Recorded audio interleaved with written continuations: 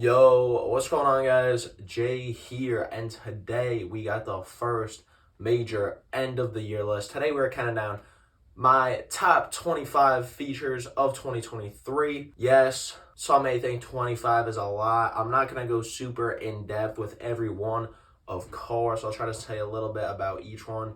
But I don't want this to be an hour. I want this to be a nice, quick, digestible thing where I could put you on and we could discuss some of the best moments, some of the best guest verses of 2023. Yeah, let's start off. I got some honorable mentions I want to talk about. First off, I want to talk about Drake on Parade on Cleveland, as well as Destroy Lonely on Singapore by Ken Carson.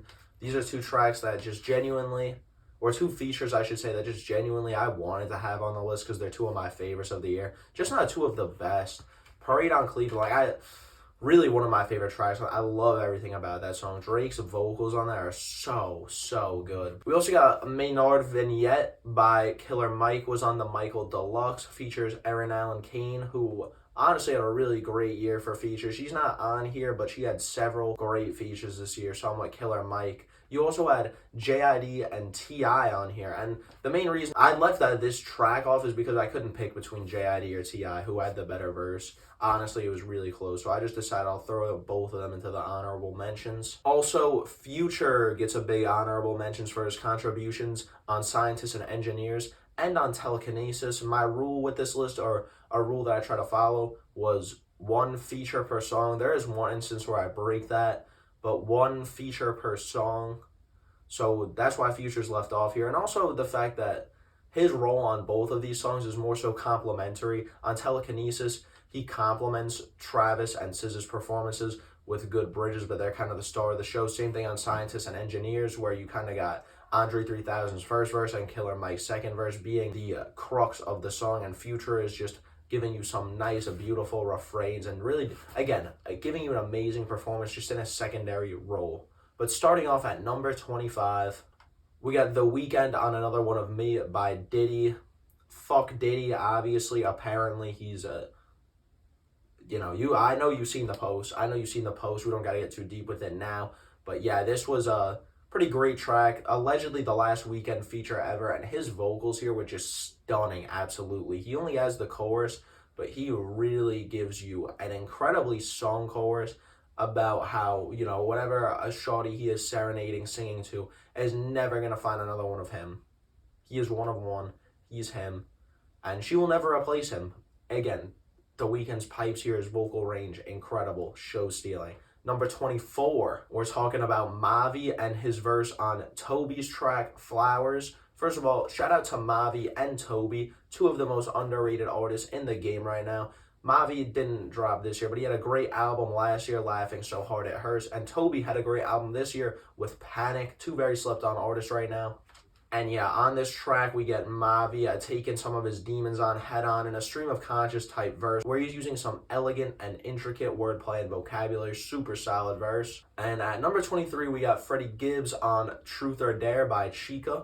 And Freddie had a couple of great feature verses this year, and he kills it, where he matches the energy on this fun and boastful track and gives you just some bars, a very great outro to the song. At number 22, we got Bun B's performance on Ain't Too Much To It by Static Selecta. I just love Bun B's verse here. The content here where he's rapping about hustling, he's rapping about having to rob people, and he gives you some pretty descriptive robbery breakdowns on the track with him threatening his victims, and it all flows super well, never sounds forced. You also got him using the presidencies to document his hustling journey to start off the track, which is, I thought was a super unique bar, saying, started hustling by Bush Sr. and got rich by Obama, which is a super cool bar. And I love the way the trap drums kick in halfway through his verse to match his cadences. Overall, just a great track, to be honest. Number 21, we got LP's performance on Don't Let the Devil off of Michael by Killer Mike. This is the one Run the Jewels track, I guess, that was on Michael. The one time LP and Killer Mike link up, and LP's got the rapping verse as well. I mean, this is just an amazing track. It's what you'd expect from these two together. At number 20, some people might be surprised that it's this low, but we got Benny the Butcher's performance on Costas by Westside Gunn. Super cool to hear him and the rest of the Griselda boys tackle this gritty, hard, Tay Keith trap beat. And yeah, his vicious, hungry energy goes over perfect. Here, just some lyrical exercise and expected work from Benny the Butcher.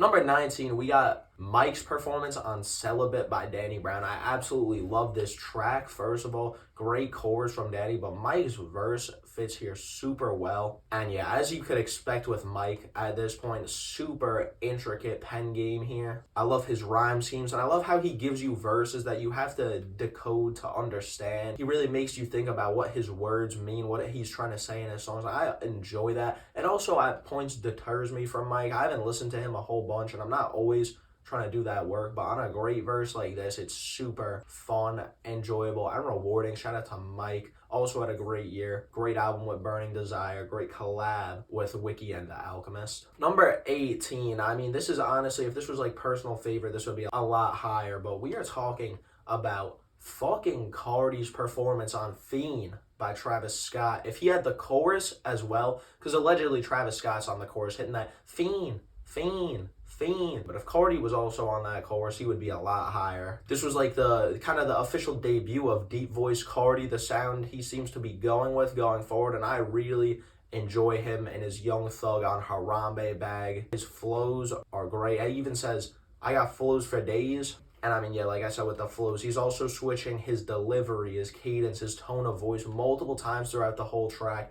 And him and Travis have great interplay between the chorus and his ad-libs, and the way he keeps coming back for more during the chorus. It's a very unstructured type of verse and song, but I enjoy that a lot, and I think it plays to Cardi's favor here. Number 17, we got another track off of the Static Selecta record Round Trip. We're talking about Joey Badass's performance on Life and Times.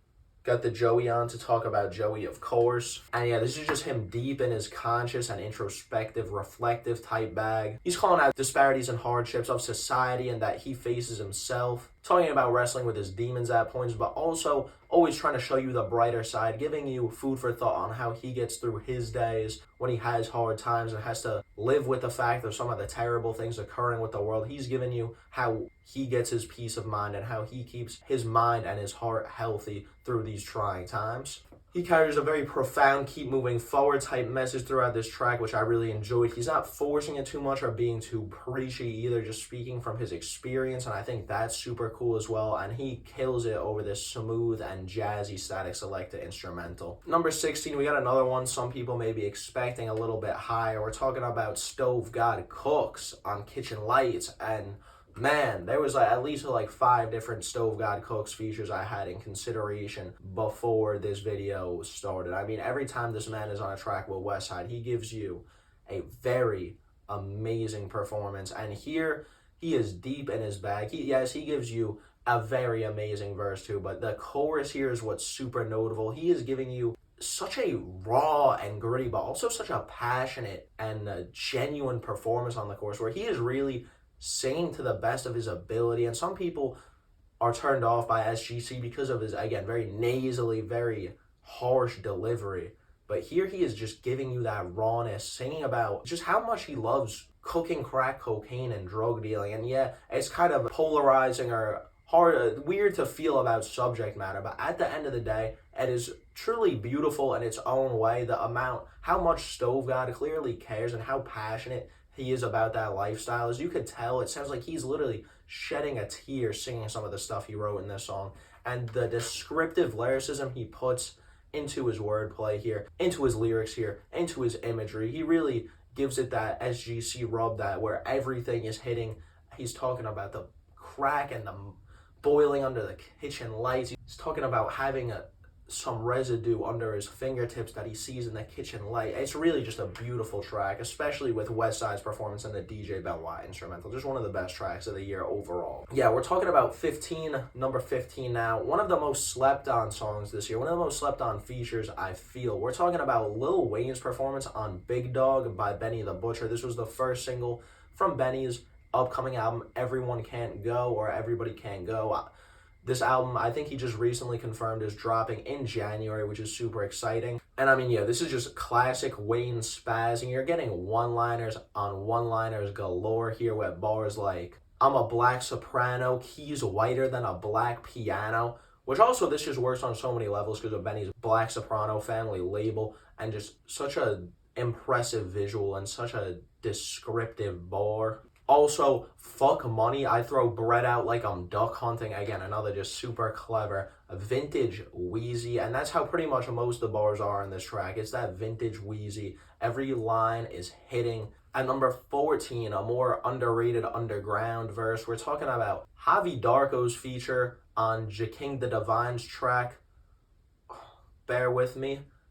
Psilocybe Cubeness on a Barley. I mean, yeah, first of all, this is one of the best duos in hip-hop right now. The two have a whole collab album, Fear and Loathing in Long Island. We'll talk about that in the Album of the Year video. Listen, hey, I also got a full-length review on that project if you want to check it out. And I love everything about this verse, the urgency in Javi's delivery, and how his stream of conscious type of verse about his anxieties and about his demons turns into a very descriptive story about his experiences with psychedelics, giving you different anecdotes, which again, Javi is absolutely a killer with his imagery. He can make you see and visualize most of the bars he raps, and here he's going crazy with that. His fast-paced flow and passionate delivery over this haunting instrumental really just bring the whole feature together to make it one of the best and most notable this year. Definitely recommend it if you haven't heard it. And at number 13, we are talking about another underground legend right now. We're talking about Rome Streets' performance on The Revenge of Flip's Leg off of And Then You Pray For Me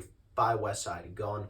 That album was loaded to the brim with features, and I feel like this one is one that has went under the radar a little bit because, of course, you had all the classic Griselda vets. Boldy was on there too, but so many other unique names being brought into the Griselda fold like Jeezy, ESTG, JID, Casey. It was a great cast of artists, and this a pretty, I don't want to say this is standard, but you got Westside Gunn and Rome over a hard, intense, urgent conductor Williams instrumental where Rome is just rapping his ass off. His flow comes so natural, and Rome's got some great alliteration and storytelling with bars like Flagrant was pushing Percocets on the pavement. Now we in Paris posing in Prada like it's the Vogue pages. And Rome's super gritty and hungry persona shines through on this verse well. That's one thing about Rome Streets that I love that is amazing. He always sounds hungry, and it's not a lot of rappers you could say that about. But yeah, moving on to number 12, we are staying with the Griselda family, talking about Benny the Butcher's performance on Sitting Ducks by Mick Jenkins. And as expected, Benny matches Mick Jenkins' aggressive energy from the mafioso perspective. He's been on heavy lately. Starts the track off with a hard-ass bar like, it's Big Clip Butch ain't no bargaining with the family.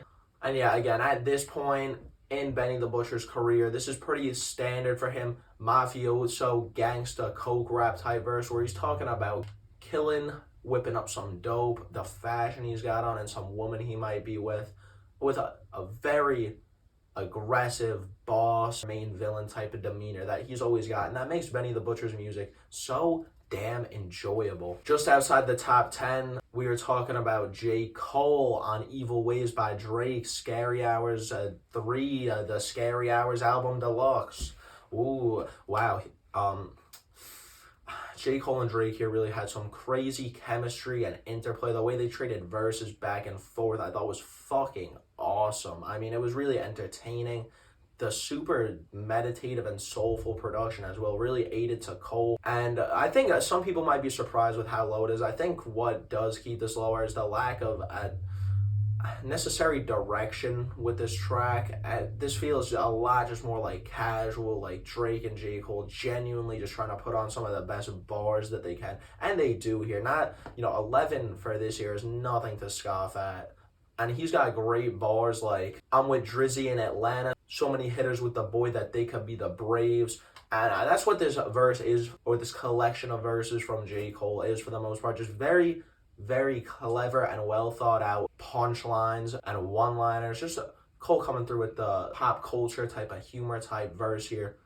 And I really enjoyed it, honestly. You don't always get that side of him. And here, he was ripping it up. Number 10, we're talking about his collaborator on the last song. We got Drake's performance on Meltdown.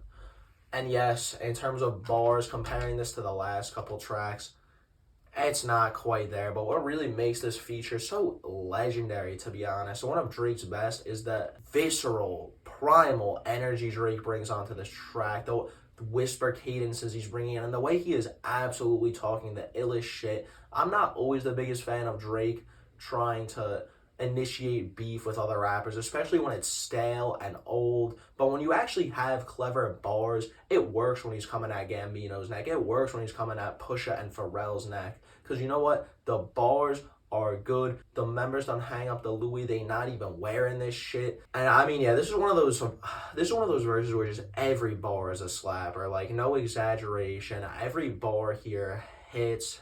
Tea time like I got a cup of this shit. Tea time like golf at 5:45.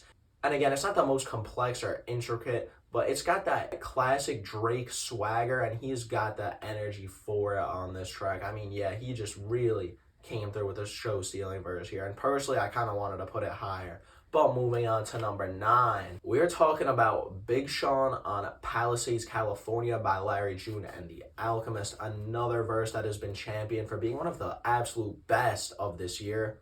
And yeah, I'm clearly not here to disagree with that. The Alchemist drops a super exotic and wavy instrumental that Big Sean just makes his bitch, to be honest. He's got 3 flow switches on here, and yeah, in terms of content, subject matter, it's not super deep, but there is a lot of substance. Big Sean is kind of in his Larry June bag. He's giving you bars about the luxurious life he lives and how he takes care of himself to keep his mind and soul healthy. And I always love music like that, just hearing different rappers giving their perspective or giving their sometimes even tips or advice in a way on how to lead a better, more healthy life. Sean here is in his bag, multiple flow switches, giving you some excellent wordplay and some of the best writing of his entire career, to be honest. You ain't getting richer every year, then you just backwards hustling.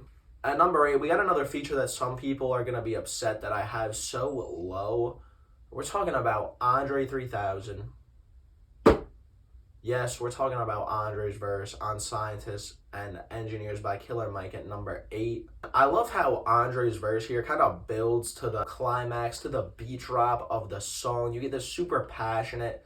There's a lingering intensity and awareness in Andre's voice with each bar he drops. And I love his descriptive lyricism in this more stream of thought type verse. And again, the reason why it's lower than some people might want, because I feel like by the end of it, he's kind of lost me and with whatever message he's trying to convey. Like I said, it is more stream of conscious, not super directive, but at the end, he's just dropping bars like, hookah don't really do shit, rebelling is just like an itch. And the rebelling just like an itch is hard, but like, what the fuck's the other one gonna do with this? But yeah, this is an absolutely incredible verse. I'm not here to deny that, but low-key, a little bit overrated in my opinion. Super, super amazing verse, amazing song. And I think, again, another reason why I don't have it that high or as high as some people might want. I'm pretty sure Lou had this at number 1 for his features going back to the NFR video. I'm sure a lot of other people do as well.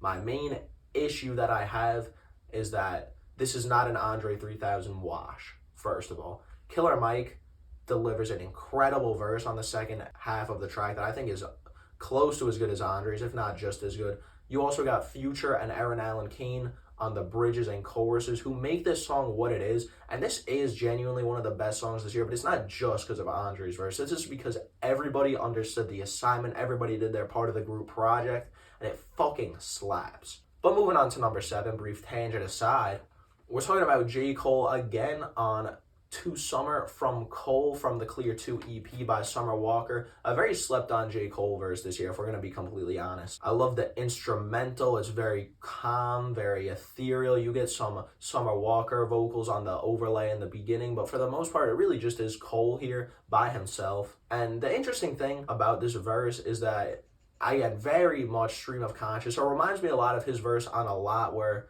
he's kind of just writing the verse for the first half. He's apologizing to Summer Walker for not getting the verse back earlier, talking about how he's been busy, but also talking about how she's been busy. He's giving Summer her flowers, thanking her for her role and her place in music, saying that she is a great singer and provides quality content, giving her advice on her personal life, congratulating her on becoming a mother recently.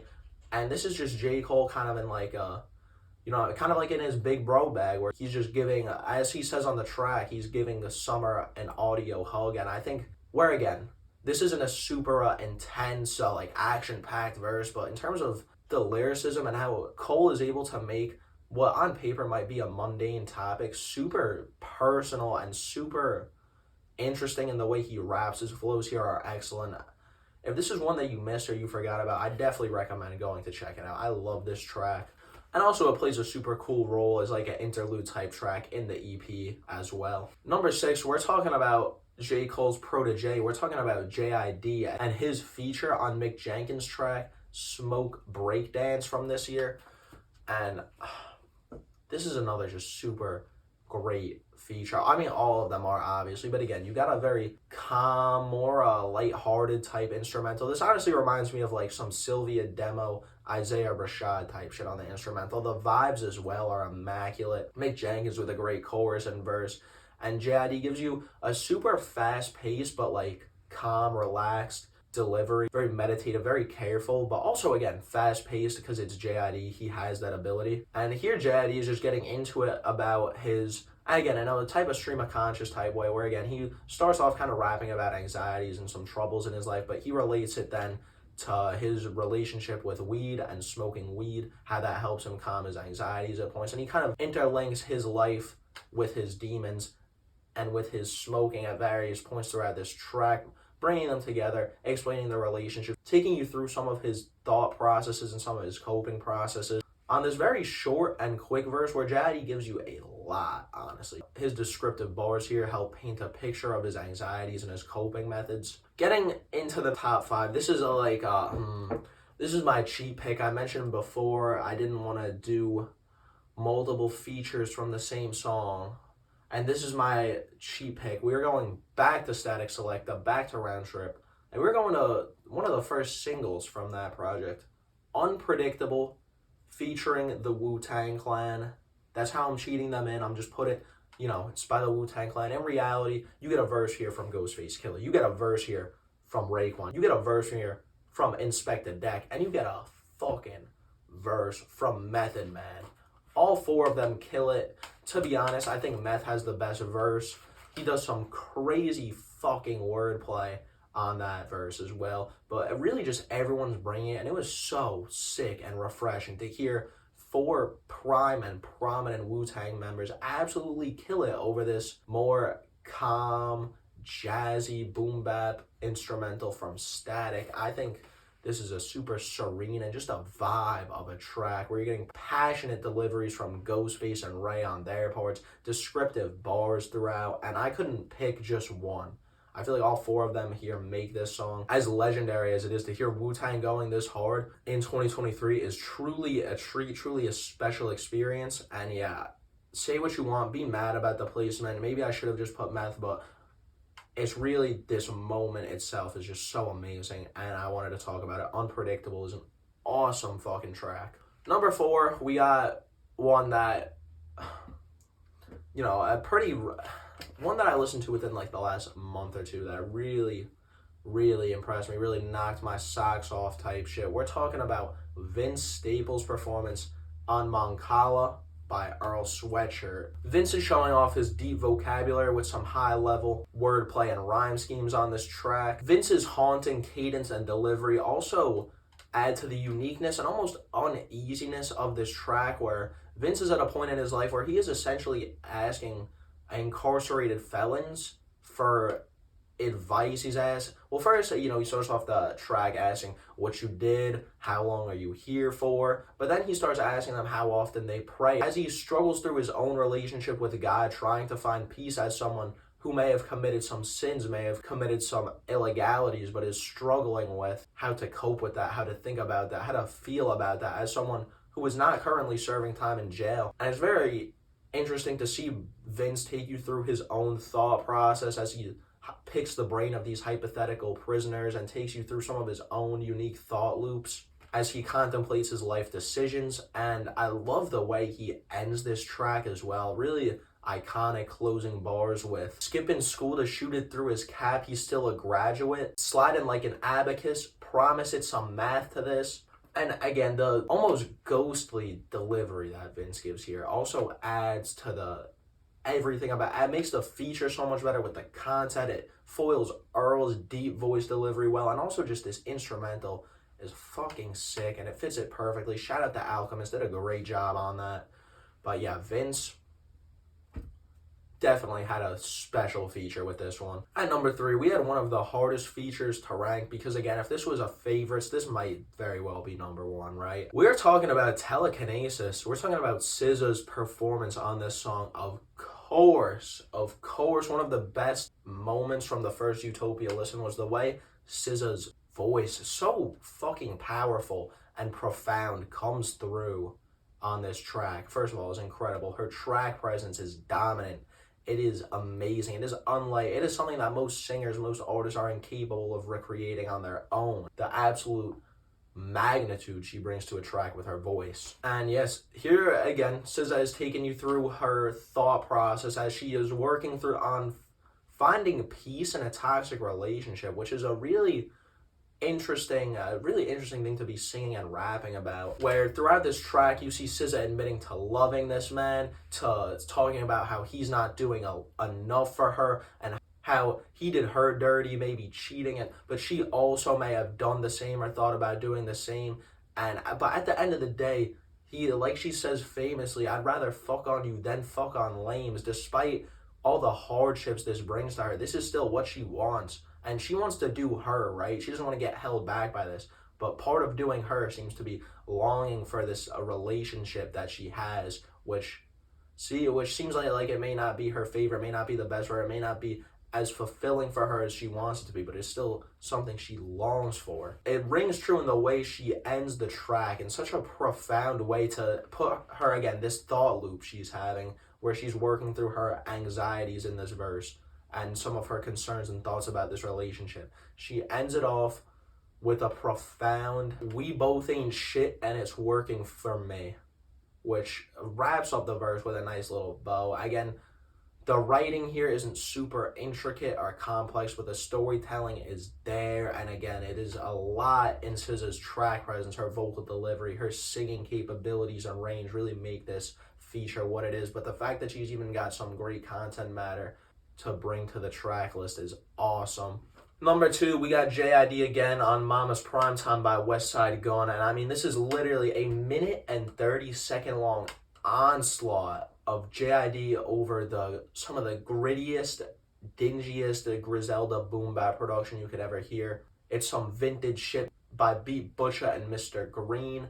And again, a 1.5 long verse, more meditative. We're not getting super fast flows from JID here, more meditative, but he's got that aggressive killer demeanor to him as he just keeps dropping bar after bar after bar. And I mean, there is not a single thing to hate about this verse. I love every part of it. And JID is just on his technical prowess here, dropping great bars like, either way, ain't nobody got nothing for free. I'm taking over. I could make the devil sell his soul to me. And it's the great wordplay like that. And there's super witty bars that makes this so special. As well as, again, that Jid a very harsh demeanor to him on the track that we don't always see. Jid seems to be a pretty peaceful guy for the most part, but here in his track, he is getting in his Griselda gritty bag where he is talking his shit, talking about putting a red dot on a MAGA hat, and I love every second of it. Especially, oh man, Jid does this thing. I love when he adds extra syllables to a word to make the rhyme scheme work, where like when he raps, to this cash I'm a magnet. Like, he didn't have to, like, he could have just said magnet and wrote something else or had a different bar, but nah. To this cash, I'm a magnet. I put a red dot on a MAGA hat. I'm pretty sure that's the bar that precedes that or that follows that, but yeah.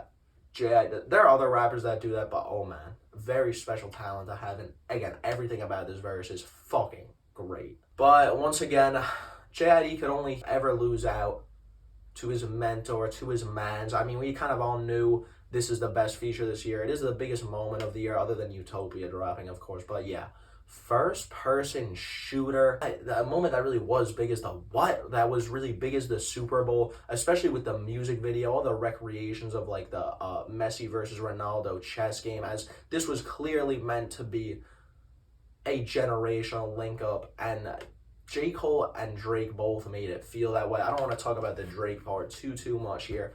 And even I have a video breaking down a lot of the bars in J. Cole's track, or in J. Cole's verse already for this track, because it was just so unique, so legendary the first time I heard it. I don't have much to say that hasn't already been said about this. I love the way J. Cole hypes up Drake before his verse starts. Numero uno. Man, this shit big, damn near big as the what? And then Drake comes in like, and then J. Cole comes back for that lengthy verse in the middle of the song where he steals the show, multiple flow switches, cadence switches, different deliveries, super fucking clever bars, like just on a different level here, like let's be honest. I mean, yeah, this track in my mind, and I'm a believer of the fact that J. Cole has been the best active rapper in the game since he dropped the Fall Off. Just on like a skill, like technical basis, he's kind of been the king of rap. I think we could have a serious debate about JID maybe surpassing him as the best active rapper just in terms of skill and lyrical ability. In this moment in time, J. Cole's been that guy for a few years though, and I think his verse on First Person Shooter really just solidified that, because I mean, this is a legendary moment. Again, I know I said I didn't want to talk about Drake part, but him asserting this on the end of the track where he's one away from Michael, so beat it, and then this being the track to tie Michael Jackson and the most #1 Billboard Hot 100 hits of all time is a crazy feat. And this song will be remembered for a long time. This is a legacy, legendary hip-hop track, and J. Cole's feature is what makes it that, and that's why I have it here at #1. But yeah, guys, be sure to let me know in the comments below, what tracks did I miss here? Where did I fumble? What were my fuck-ups? And what would you have as the best feature of this year if it's not J. Cole? Because I feel like most people are going to have this verse at their #1. But if you got something else, let me know. Be sure to like, subscribe, share, comment, turn the notification bell on, all that good shit. Any engagement you guys get me helps a lot. Appreciate it. And I hope you enjoyed this list and are looking forward to the more end of the year content that is on the way with some top songs, top albums, all that shit. I'll see you in the next one, guys. Peace.